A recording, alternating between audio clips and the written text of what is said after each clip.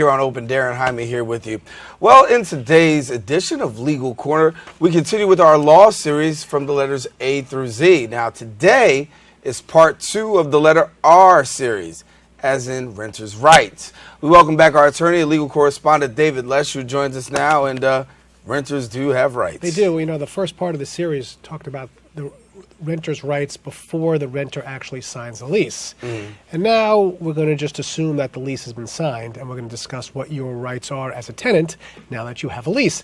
Not that you don't have rights if you don't have a lease and you're living in a particular premises, but we're going to just assume that you do have a lease, which is going to give you a little bit more strength and a little bit more power.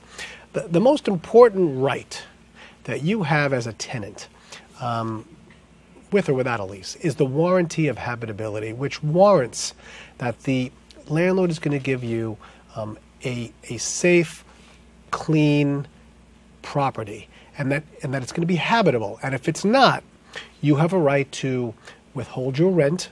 You know, you can make an application to the court, have it deposited. You could bring an action for an abatement. There are so many different things you can do if this particular warranty is not met. You can break your lease. Of course, you'd have to give 3 days notice if it's certainly not habitable at all. So the warranty of habitability is like the number one right that you get, and it's one of the most important things that you have going for you as a tenant. Now, remember, you also have other rights as well, which come out of the warranty of habitability. The one is the right to have repairs made, and if you give the landlord adequate notice, and the landlord needs notice. You can't just assume that the landlord understands that repairs have to be made in your apartment. But if you give the landlord adequate notice. What's adequate notice? Well, usually at least a week, maybe 2 weeks. And it depends on what the emergency is. I mean, if it's something that needs immediate assistance, let's say a leaking ceiling or a toilet or something that you need immediate action, well then 24 hours can be. Or even less, 8 hours can be the adequate notice. If it's something else that the landlord could maybe take a couple of days to fix, or may have to order a part.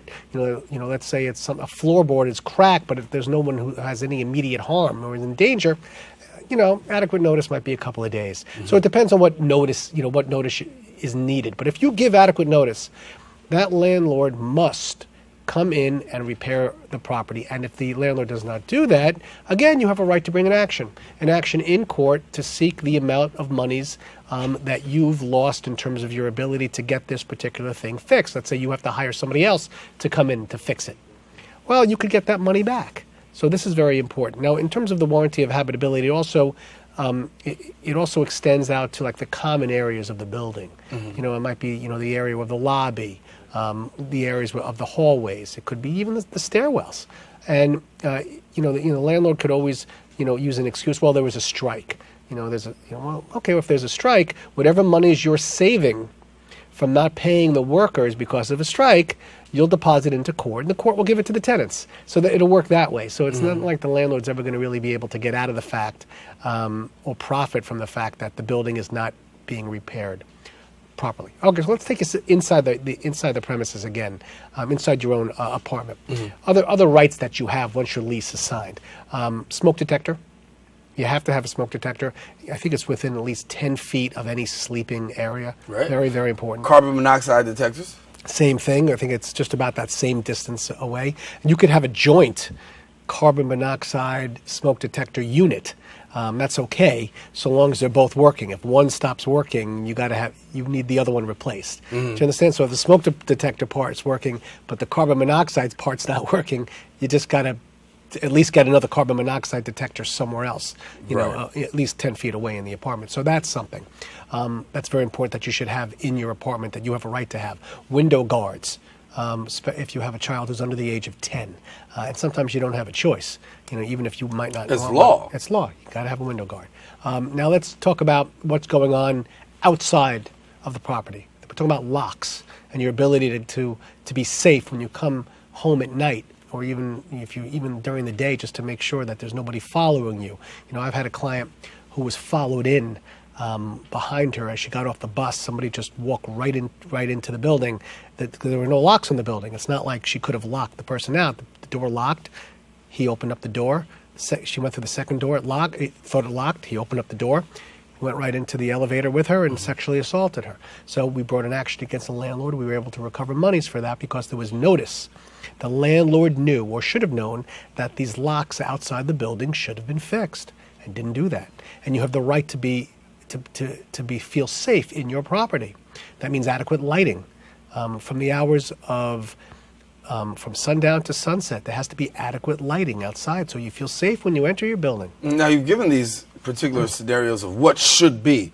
In the event that it's not, once again, what do I do? Well, many people think that if the landlord has not done certain things that you feel you're entitled to under your lease, that you could just take your money, keep it in your pocket, and not pay the landlord. It doesn't work that way. You have to bring an action in housing court. If you live in the Bronx, you'll bring it into the housing court on 167th Street. You can bring what's called, let's say, an order to show cause, asking the landlord to show cause why they have not done certain things, why they have not done the repairs, why they have not fixed the lock. Show cause at a particular date. And if it turns out that, if that order to show cause is signed by the court saying that the landlord must show up in a couple of weeks to discuss this, you can take your monies and deposit it into the court. And this way, if it turns out that the judge says, you're right, your landlord didn't do these things, you can keep your money. You can take it back from the court and keep it. Now, but you can't just keep it on your own, is what I'm saying. Now, the question some people say is, listen, before this, I've asked you to get it fixed. You didn't get it fixed. I put my money in the escrow now. That's what it's considered, the escrow. But now the judge says, go ahead and fix it. Do I still get my money back even if he's... It depends. It's on a case-by-case basis. Let's say, the repairs were about $2,000 and you spent, a decent amount of time out of your apartment because of it, because there was no heat or hot water. So you had to live at your friend's house or your mother's house. So you lost the right to be in your home. So the judge might say, fine, out of the $2,000, he's going to save $1,000. You're going to make sure that the tenant keeps $1,000 for that. So... it depends on the situation, really, Mm-hmm. So I guess that's, it depends on what it is. But the most important thing you have to know, if you're going to deposit your monies into the court, you have to wait, really, for a determination by the judge to tell you what belongs to you. And many times the courts do bend over backwards to get money back to you as a tenant, because they understand that a lot of landlords don't do a great job of keeping the buildings in proper repair. So, and there are so many other rights. I can't even get to all of them. There's right. lead paint. If your building was built before 1960, your landlord's going to have to certainly make sure that it takes any remedial measures to make sure there's no lead paint. I think it's between 1960 and 1978. The landlord, if the landlord knows or should have known there was lead paint before 1960, landlord doesn't have to know. Just got to fix. It just has to do it. Between 1960 and 1978, the building is built. Then if the landlord knew or should have known that there was lead, got to take remedial measures. And it's very specific. I mean, you really have to bring a company in there and scrape it off and make sure, because it's very dangerous to children, lead paint poisoning. Mm-hmm. If their lead levels are high, it affects their ability to learn. It's very, very, very bad to have lead paint poisoning if you're a child. Mm-hmm. So that's important. There's bed bugs, right? Bed bugs all over the Bronx, right? All over. And if closer than you think, yeah. They're all over. And if your neighbors have them and the landlord doesn't take the time to clean up your neighbor's home or apartment and the one next to it, and it ends up in your apartment, well, you can bring an action against the landlord because the landlord knew or should have known. Mm-hmm. Okay, let's talk about retaliation.